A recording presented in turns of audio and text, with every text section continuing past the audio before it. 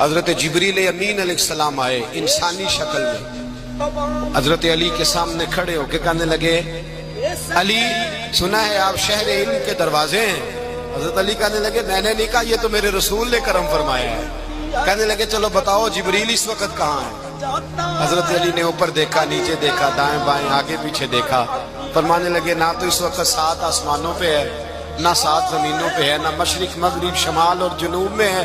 فرمانے لگے یا تو جبریل ہے یا میں جبریل ہوں، ایک ہے دونوں میں سے۔ تو حضرت جبریل کہنے لگے علی سچ کا ہے مصطفیٰ نے، تو واقعہ علم کا دروازہ ہے، تو علی ہے، جبریل تو میں ہی ہوں۔